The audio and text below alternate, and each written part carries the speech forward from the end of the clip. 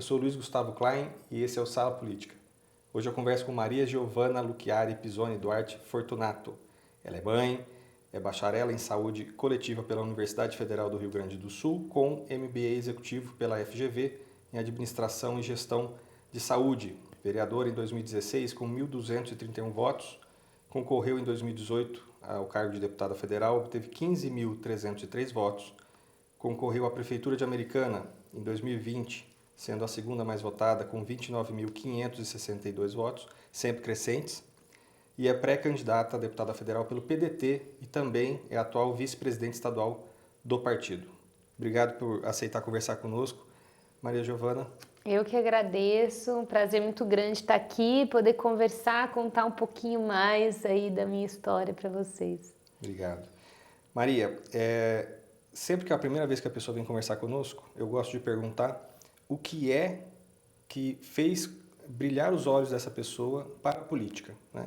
Você, pelo nome que você tem, você é das famílias mais tradicionais da cidade, né? Tem uma formação que você poderia estar, inclusive, fora do país, mas você optou por ir para a política, ajudar a população. E o que te fez tomar essa decisão? Olha, são alguns momentos da minha vida, mas em primeiro lugar, impactar a vida das pessoas. Sempre fui muito ligada a ajudar, a se preocupar com o outro. Eu entendo que isso é um talento natural, assim, eu nasci com isso desde muito pequena. E aí eu fui organizando isso durante a minha vida, né? Como é que eu impulsiono isso? Eu busquei uma formação ligada à área social, sou sanitarista. Antes de vir para a política, trabalhava em terra indígena, fui voluntária na África, então era algo que realmente alimenta o meu ser, faz sentido para mim, me deixa muito feliz, sabendo que essa é a minha missão no mundo mesmo, eu entendo que é meu propósito.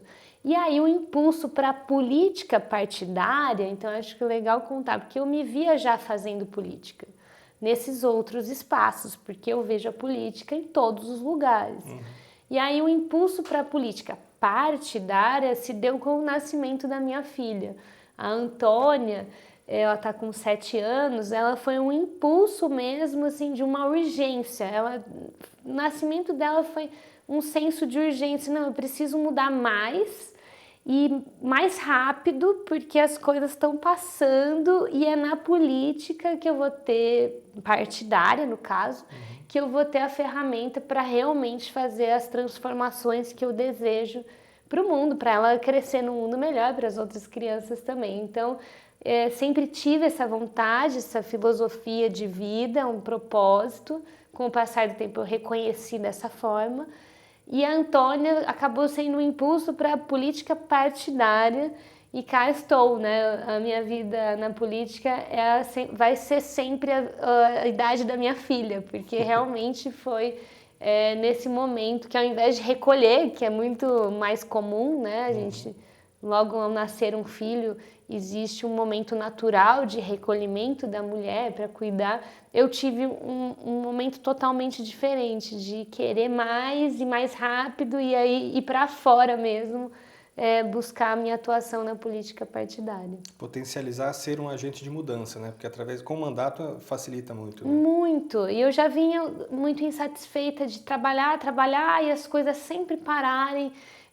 Por conta de falta de entendimento de algum político que estava governando uma cidade ou liderando algum processo, e a gente trabalhava tecnicamente, mostrava, mas não tinha o peso, né? Eu falei, bom, então, quer saber? Eu quero estar no lugar dessas pessoas que não estão vendo tudo isso que eu quero dar para o mundo, que eu quero fazer com o mundo. E aí virei essa chave de, então eu vou passar a disputar o espaço desses que não estão me ouvindo, porque eu quero ser ouvida, já que não vou ser, vou buscar sentar nessas cadeiras. Então eu me lembro que disputei a cadeira na Câmara Municipal de Americana muito com essa ideia, alguém vai sentar lá, então agora eu vou ser uma delas, eu vou lutar para ser uma delas. E deu tudo certo, graças a Deus. Na minha primeira eleição eu consegui me eleger vereadora para Americana. E uma experiência incrível de poder servir ao povo, né? De poder ser útil de uma forma tão impactante. que é sentando na cadeira de quem decide, de quem faz lei, de quem conversa, de quem realmente está ali no centro das decisões, né? Enquanto sanitarista e já tendo tido mandato, né, e procurando cada vez mais esse espaço, em outras esferas inclusive, como que você vê a gestão da pandemia? Não há uma receita de bolo para uma situação tão caótica, né? Mas hoje, olhando para trás, o que a gente aprendeu? O que você, enquanto futura parlamentar ou futura prefeita, o que você aprendeu para um novo enfrentamento caso aconteça, por exemplo? Olha, muitas coisas. Na minha opinião, o nosso enfrentamento da pandemia foi muito ruim e eu tô sendo assim generosa porque eu tô entendendo que foi difícil para todo mundo, mas se a gente olhar os números de outros países, nós tivemos um enfrentamento ruim e grande parte desse motivo é porque faltou coordenação nacional. Então a gente acabou entrando numa briga política muito grande, desnecessária, incabível, né? A gente ficou debatendo máscara. Eu me lembro que no final do ano passado, ainda, né, com a pandemia, eu fiz uma viagem internacional para um país e aí me surpreendeu, porque eu conversava com as pessoas, e aqui, você se importa de usar máscara? A resposta era, não, mas determinaram que tem que usar, a gente está usando. Não era um debate, né? Não era uma questão. Aqui a gente entrou numa briga política onde não deveria ter, era para a gente ter conduzido de forma técnica. Isso nos daria um desempenho muito melhor. A gente ficou debatendo remédios ineficazes para o tratamento do Covid, que já estava dado, o mundo inteiro já não usava e a gente aqui numa briga política, totalmente política por conta disso. Então, isso foi horrível. Então, um dos aprendizados disso tudo é entender a importância da gente ter uma coordenação nacional, né? Alguém liderando o processo, tirar a política do enfrentamento técnico de uma pandemia, não é lugar para a gente trazer essa política, né, de polarização. E algumas outras coisas concretas que me chamaram a atenção, por exemplo, o investimento na indústria da saúde. Nós não podemos, por uma questão de soberania nacional, achar que agora não é a hora da gente estar pensando num projeto e investindo muito numa indústria nacional da saúde. Não estou falando necessariamente uma indústria pública, pode ser também, mas incentivar a indústria, o setor privado, a produzir dentro do país alguns insumos que são determinantes para a gente estar vivo. Né? Óbvio, vamos pensar na vacina, que a gente já tem uma boa produção, mas aqui no Brasil faltou máscara, faltou luva, avental. A gente é um país enorme. Se nós tivermos políticos atentos a isso e fizermos alguns incentivos por entender que é uma questão de soberania nacional, outras pandemias virão. As pessoas também precisam saber disso. Não vai mais demorar 100 anos para a próxima pandemia. A gente vai viver pandemias com uma frequência muito maior. Então, esse, por exemplo, é algo concreto que eu gostaria muito de me dedicar, inclusive, a construir isso para o nosso país. Essa indústria nacional da saúde que dê conta da gente conseguir produzir dentro do país insumos estratégicos que sejam necessários para a gente promover os cuidados das pessoas aí, passando desde o básico até, obviamente, investir em tecnologia e ciência, pensando em vacina, em produção de medicamento, em mais pesquisa, né? Porque o mundo viu como isso é determinante num momento como esse. Então, esse é um dos grandes ensinamentos que eu tirei da pandemia, que eu coloquei como uma bandeira mesmo de trabalho político, pensar em indústria nacional da saúde. Acho que, inclusive, a nossa região tem tudo para ser uma região que receba esse tipo de investimento. A gente já tem DNA industrial, a gente já sabe fazer bastante coisa, né? E também essa importância política de ter uma coordenação, uma gestão coerente, longe dessa polarização que tanto fez mal para o país. Eu me lembro que não vou lembrar qual era o insumo, mas um determinado item se descobriu que só a China fabricava na época. Os Estados Unidos não tinha, ninguém tinha, só a China. É verdade. Agora você falou, eu me lembrei. Eu não me lembro exatamente o que é, mas era isso. O mundo estava na mão da China. E aí, pensar, isso é um trabalho político maravilhoso, gente. Se a gente puder, se a minha geração política pudesse dedicar a fortalecer isso, isso é um legado para um país que é maravilhoso, a gente poder sentar juntos, né, mapear isso, o que a gente precisa ter de matéria-prima, o que a gente precisa ter dentro do país, pensando na nossa soberania, no enfrentamento de outras pandemias. Imagina, isso já é uma coisa assim incrível de se pensar. E a gente tem que levantar a bandeira, porque senão passa, e aí vem outra pandemia e aí a gente está aqui, né? Disputando aí o que a China pode nos dar. A gente fica com o resto, né? Então, e eu me lembro disso também. A gente queria comprar, estava acertado do Brasil comprar, agora eu não estou me lembrando exatamente o que era, e os Estados Unidos pagou o dobro, né? Pagou mais e levou, passou na frente. Então, porque o dinheiro é que manda. Então, quer dizer, a gente não pode ficar na mão reféns de um país desse tamanho, com uma capacidade de produzir gigantesca, ficar reféns só porque não olhamos para isso. Então, são as grandes lições. A pandemia me deixa muito reflexiva sobre isso. Imediatamente também eu tenho uma reflexão grande sobre o como foi ruim parar as cirurgias eletivas, alguns tratamentos, particularmente como profissional da área. Eu faria propostas um pouco diferentes nesse sentido. Eu acho que teria que ter uma organização para que o cuidado em saúde de outras doenças, e isso é algo também para a gente fazer, pensar para uma próxima vez, não ficasse parado. Porque agora a gente tem uma demanda reprimida muito grande para tratar câncer, pessoas descompensadas, um aumento significativo de amputações, porque o pessoal descompensou muito no diabetes, pessoas perdendo a visão porque estão em filas enormes oftalmológicas. Então, tudo isso eu penso que eu faria um pouco diferente nesse sentido, mas também sem julgar, não vou ser hipócrita. Naquele momento estava todo mundo ali tentando fazer o seu melhor e descobrindo os caminhos, mas a gente também tem que aprender com o que passou, né? Então acho que isso é algo que eu mudaria consideravelmente a conduta. Ainda pensando em saúde, a saúde é a responsabilidade das 3 esferas, né? Federal, estadual e municipal. O SUS também, a gestão é feita na ponta muitas vezes, mas vem recursos de todos os entes. Eu estou há pouco mais de 10 anos em Americana, e quando eu cheguei eu escutava muito Tebalde, né? A saúde como referência. Em algum momento isso se perdeu. Sim. Você sabe identificar, lógico que também não tem um culpado, mas você sabe identificar o que aconteceu, o que pode ser melhorado na saúde da região de forma geral, que já foi muito bem falada e hoje tem problemas, tem gargalos. Sim.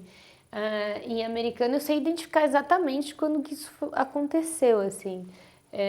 Na entrada do último governo, que teve 6 anos de mandato, aconteceu uma política pública de desmonte do SUS mesmo. Era um mote de campanha do prefeito fechar os postos de saúde que ele considerava excessivo. É um erro técnico e um erro político, porque a gente sabe que investir em posto de saúde a gente economiza dinheiro no tratamento avançado das doenças. O diabetes aí entra como agora um claro exemplo. Então, se a gente está ali com o posto funcionando, a gente, fora a qualidade de vida das pessoas, né? Falando da parte financeira, mas também da qualidade de vida. A gente está ali evitando amputações, a gente está ali evitando que as pessoas agravem o adoecimento e, portanto, custem muito mais caro. Então, isso foi uma decisão política, inclusive eu fiz oposição ferrenha, porque ia de encontro com tudo que eu acredito, por isso que me posicionei de uma forma tão forte. Tenho formação técnica na área, fui me formando politicamente, entendendo as pessoas, conversando, e isso desestabilizou muito a saúde de Americana. Hoje a gente tem bairros que estão desassistidos.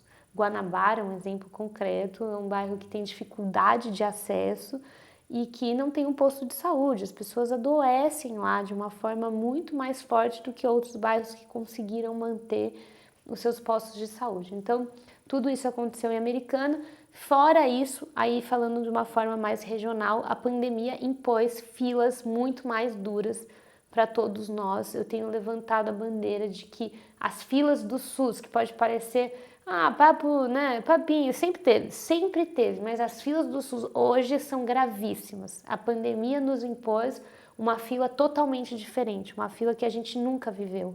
e que se a gente não unir forças, articular politicamente e trouxer recursos, as pessoas vão morrer ainda mais. A gente já sabe que tem mortes nessas filas, né? É comum a gente ouvir por aí, cada vez mais comum, isso me corta o coração.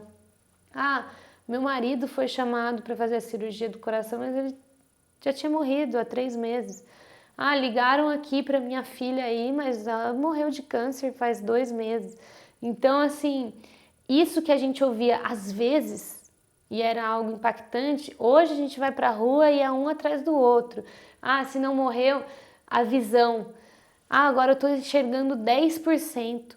Como que a gente vai pensar uma pessoa que está enxergando 10%? Que qualidade de vida e coisas evitáveis. Coisas que a gente, com um pouco mais de clareza, que isso é uma pauta importante, abraçar mesmo tudo isso, a gente consegue fazer mutirões, articular para trazer realmente que esses procedimentos cirúrgicos e de consultas aconteçam quanto antes. Então, isso também é algo que me chamou muita atenção e é realmente algo que eu vou abraçar muito fortemente nesse próximo ano, politicamente falando, né? Com ou sem mandato, disputando ou não disputando a política, eu quero usar da minha voz para falar sobre isso, para tentar sensibilizar mais pessoas, prefeitos, líderes, a se unirem para a gente diminuir essas filas. Maria, em 2019, eu mudaria até para só em 2019, foi aprovada uma lei na Alesp que dá o direito da mulher a qualquer momento escolher pelo parto cesariano, né? Eu estou falando de 2019, é praticamente um absurdo. Em 100 anos, houve uma evolução nos direitos da mulher, na escolha, né? Há algum tempo, nem sei se isso ainda acontece, a mulher tinha que pedir autorização para o marido para fazer uma laqueadura, eu acredito que isso já acabou também. Mas aos poucos, passo a passo, está tendo uma equidade. Eu tenho até um outro assunto na sequência que é até pior do que esse para a gente falar.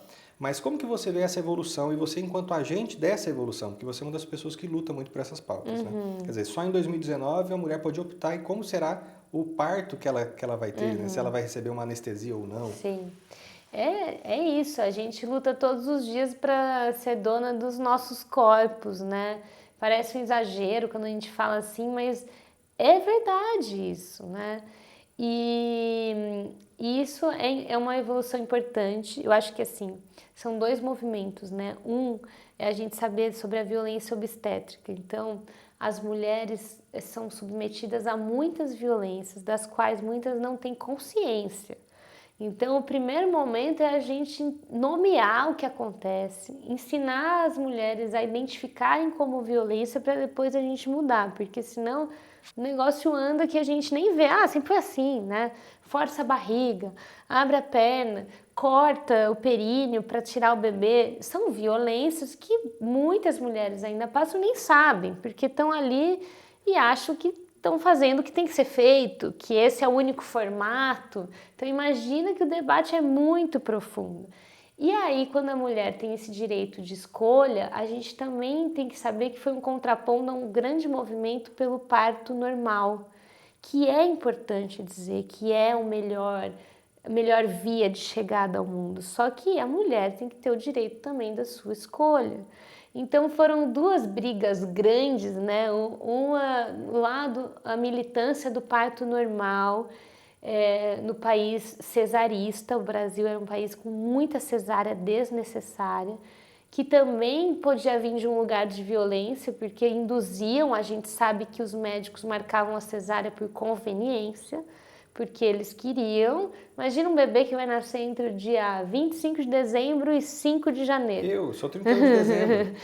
Nasceu mesmo? Nasci Então 31 de nasceu... dezembro, o médico não quis fazer no dia 1º porque ele ia estar de ressaca. Ah, então, isso. Então ele marcou um dia antes. Eu sou frio dessa situação. E aí marca porque é muito mais conveniente para o médico ele entrar, ter hora para sair e marcar. A gente sabe que o processo de parto natural da mulher, que também é muito desrespeitado, então veio desse movimento grande, pode demorar horas, pode demorar 2, 3 dias. E aí o hospital hoje não é preparado para acolher essa mulher, para respeitar essa mulher. Então teve um grande movimento em prol do parto normal. Só que este grande movimento se tornou também um movimento onde queriam impor o parto normal para todas as mulheres. Aí foram para o radicalismo de novo.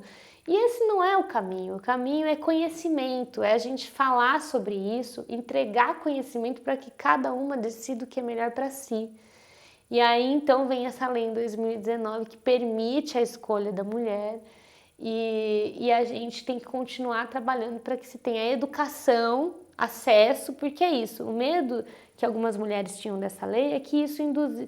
O médico vai lá e aproveita que tem a lei e volta a induzir a mulher ao parto cesáreo. Melhor, vai ser mais rápido, não vai sofrer, não tem dor. É uma injustiça também, porque o médico tem muito poder sobre nós. A gente está ali, quando consulta um médico, em situação de vulnerabilidade. Então, imagina, é uma briga danada isso tudo aí. Mas é um assunto que eu gosto muito de falar e gosto sempre de esclarecer os dois lados. São dois movimentos coerentes.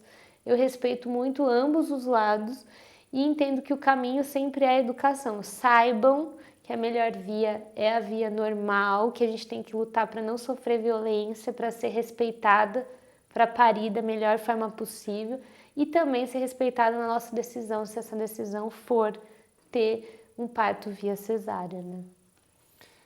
Existe uma mudança cultural ainda que está acontecendo. Alguns estados, eu estava levantando hoje, o Pará, por exemplo, quase 50% das mulheres já não adotam o sobrenome do marido ao se casar. Os estados aqui mais do sul, São Paulo, estão falando em torno de 25% a 30%. É uma mudança dessa mulher de falar... No Pará é a maior? O Nordeste, o Norte e o Nordeste estão com números maiores, de acordo com a estatística. Não sabia, que legal. É uma tendência, eu tenho ouvido muito falar sobre isso, das mulheres não adotarem para continuar também carregando a sua própria família, né? Agora eu fico curiosa como é que vão fazer com os filhos, porque... pode colocar o nome dos dois. Aí coloca os dois, mas fica em último do marido. Eu acho que ainda pode escolher, né? Pode. Mas assim, eu sou totalmente favorável a isso. Inclusive, eu tenho um amigo que ele pegou o nome da esposa, viu? Porque então. pode também. Tem um amigo que ele pegou o nome da esposa. Ah, que legal. Aí é justo, assim. Mas eu acho, assim, minha opinião sobre isso, eu sou totalmente favorável à liberdade. Se a pessoa quiser incorporar um nome, ótimo. E se ela não quiser, que bom que hoje, cada vez mais, a gente tá com a autonomia de decidir essas pequenas coisas que não eram vistas, né? E aí a gente vê aí os números. Muitas mulheres têm optado por manter o seu próprio nome. Eu mesma, honestamente, manteria o meu nome, porque já tenho uma identificação muito grande, já sou uma figura pública que carrega esse que é o meu nome de nascimento. Tem que trocar os documentos de qualquer forma, né? Uma burocracia danada. Nos países hispânicos, os países de origem de colonização portuguesa até que não, mas os países hispânicos, o caso da ex-presidente Cristina Kirchner, por exemplo, não me lembro o sobrenome dela de família, mas o dela é Cristina, o sobrenome dela de Kirchner. Os países hispânicos, eles usam o de para falar da mulher de fulano, né? Nossa. Aqui dos países de colonização portuguesa isso não pegou muito, mas talvez até fruto um pouco disso, né? O fulano não é de ciclano, o fulano é de si próprio. Exato, é de si próprio. Eu gosto mais, eu acho que não adotaria. Mas que bom, e tem mulheres que gostam e sonham em adotar o nome, que bom, e possam adotar, e que os homens também possam adotar o nome das suas mulheres se eles assim desejarem, né? Uma notícia recente, um procurador, não sei se você viu isso, mas o procurador, ele falou em obrigação sexual das esposas. Você chegou a ver essa notícia? Não. Aqui no Brasil? É bem recente isso, tá? Um procurador. E aí eu vou trazer um outro dado que eu fui pesquisar sobre, né? A minha formação, eu sou advogado por formação. Eu fui pesquisar, me lembrei de coisas da faculdade. Então esse procurador disse que a esposa teria obrigação sexual para com o esposo. E ele foi denunciado no Ministério Público Federal. Quando eu vi essa notícia, que é bem recente, eu fui lembrar de algumas coisas e fui ver que existem doutrinas no direito do ano 2000, bem recentes, portanto, que concordavam com isso, doutrinadores, juristas, que falavam que se um homem obrigar a esposa a ter relação, ele não cometeria estupro, né? Hoje nós já temos uma evolução, né? Alguns deles ainda falavam algumas coisas absurdas, porque ele desmembrava que se ela desse uma desculpa que fosse coerente, seria estupro, mas se não, não. Então nós estamos falando de 22 anos atrás, é muito recente, né? E hoje nós já estamos em outro momento. Como nós mudarmos essa cultura, porque isso é cultural, né? As pessoas foram ensinadas a ser assim, né? Na Argentina, até pouco tempo, salvo engano, é crime agora assoviar para uma mulher na rua. No Brasil ainda não está dessa forma, mas ou chamá-la de forma ofensiva, né? No Brasil ainda pode ser considerado. Como que você vê essa evolução? A gente está em passos bem calmos ou não? A gente está acelerando um pouco nessa mudança? Eu vejo que a gente está acelerando, assim. Eu vejo que a internet nos impôs um tempo diferente. Então, se não tivéssemos essa conectividade toda, a gente estaria dando passos muito menores. E por isso também tanta exaltação, porque é uma mudança cultural num ritmo que a humanidade jamais passou. E a gente sabe, e aí tecnicamente falando, que mudanças culturais levam até 100 anos. Então são construções que acontecem, no caminho tem avanço, tem retrocesso, e aí vai mudando uma cultura. São 100 anos para a gente considerar uma mudança cultural. E a internet está nos impondo uma mudança cultural num tempo muito mais curto. E é por isso que a gente está com tanta polarização, tantos posicionamentos mais ríspidos, mais violentos, porque a mudança cultural que está sendo imposta, está em curso, né?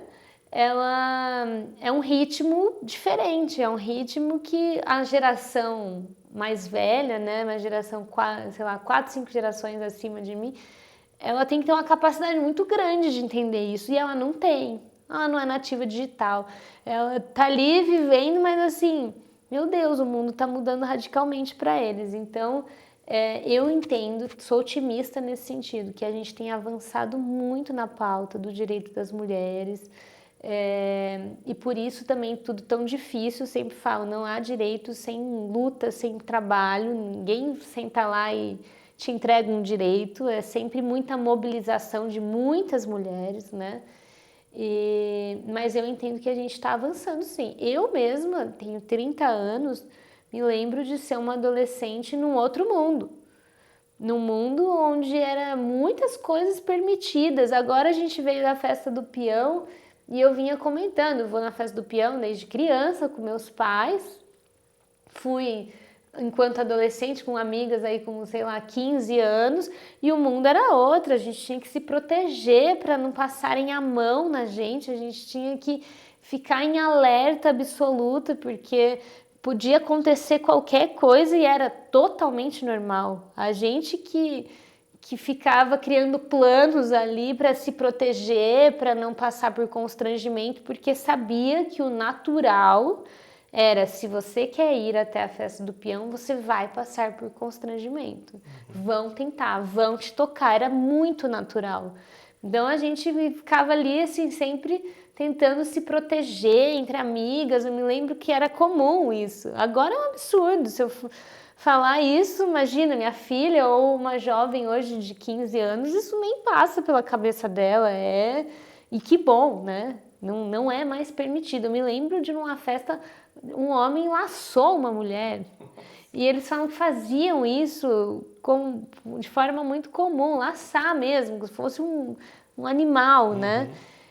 Isso eu tinha 15 anos, 16 anos, né? Agora já, isso aí não cabe mais. Então eu vejo que a gente está avançando. É duro, é difícil, é muita gente mobilizada, é muita gente falando, mas a gente está avançando, sim. E os homens, eles têm um papel importante também de, primeiro, se conscientizar e também reprimir o outro, né, que tem esse tipo de comportamento e falar, cara, isso não é... Muito. Eu acho que esse é o momento que a gente vive hoje, assim. A gente avançou, tensionou, e agora eu tô vendo um movimento muito certeiro de chamar os homens para o nosso lado, viu? Não há vida para nós todos se a gente tensionar, seguir tentando viver aquele outro mundo que, infelizmente, vocês foram ensinados. Então, eu tenho uma postura muito de que a gente tem que acolher os homens, ensiná-los, né? Justiça restaurativa mesmo, quando for o caso, porque eles foram ensinados a ter esse tipo de comportamento, assim como nós, mulheres, também. Né? A minha filha Até já está tendo né? de aceitar. A minha filha está tendo uma educação totalmente diferente da que eu tive. Eu tive uma educação que assim, eu tinha que me proteger.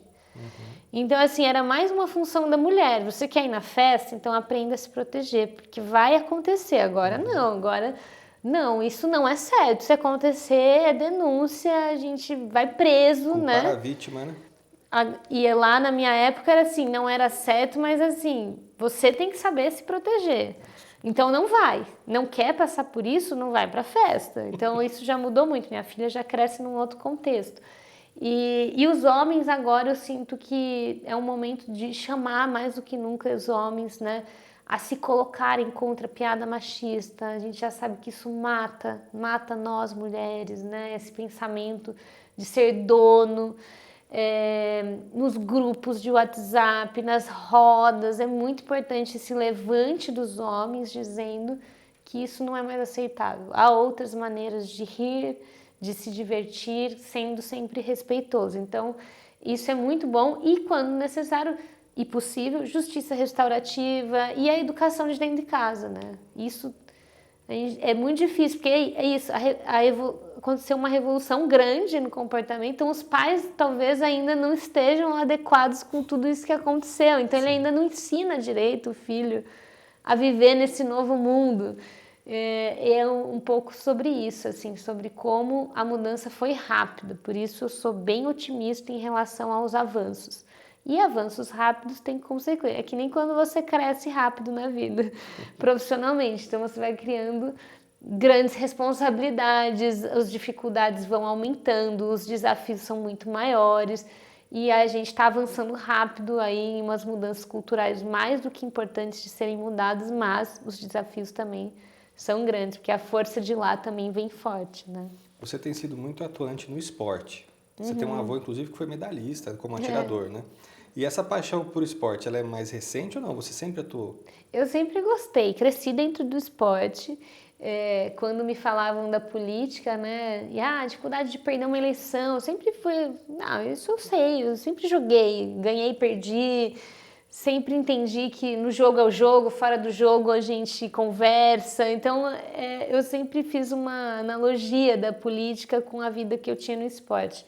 Ultimamente eu estou mais próxima do esporte, né? Quando eu comecei minha carreira na política eu fiquei distante, naturalmente. Acho que todo jovem trabalhador aí se dedica muito, né? Tipo um momento assim. Agora eu estou mais dedicada ao esporte novamente, por uma questão também de saúde, né? De manejar estresse, de poder estar saudável para continuar fazendo política. Então eu estou num momento onde eu retomei algo, mas que eu aprendi tudo isso na infância, assim, esse contato com diversos esportes. A minha família é muito esportista.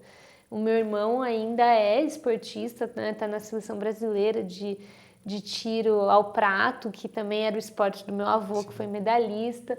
Tive irmão tenista, né? Que tentou, enfim, mas tentou, foi atleta, então acompanhei tudo isso dentro de casa. Nunca fui nenhum talento esportista, preciso já estabelecer isso aqui. Mas eu sempre fiz de tudo um pouco, sempre ali numa média. Sempre dei pro gasto ali para brincar nos mais diversos esportes. Qual o seu sonho político? E aí eu vou puxar uma outra pergunta dentro dessa. A gente pode falar o que mais te orgulha que você fez enquanto mandatária e aonde você quer chegar no seu mandato e falar, quando eu completar isso eu estou realizada.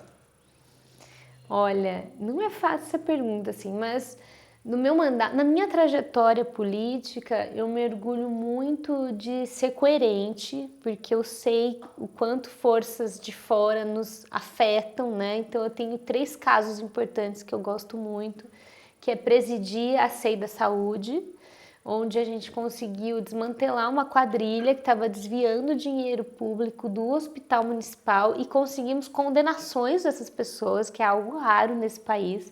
Isso aconteceu porque o nosso trabalho foi muito técnico, muito certeiro. Isso no meu 2º ano de mandato, super jovem, nunca tinha imaginado colher depoimentos, interrogar pessoas, interroguei 16 pessoas, então me orgulho muito deste trabalho, amadureci muito com ele. E recentemente me orgulho muito de 2 trabalhos importantes que a gente fez sem mandato, e eu gosto de pontuar isso.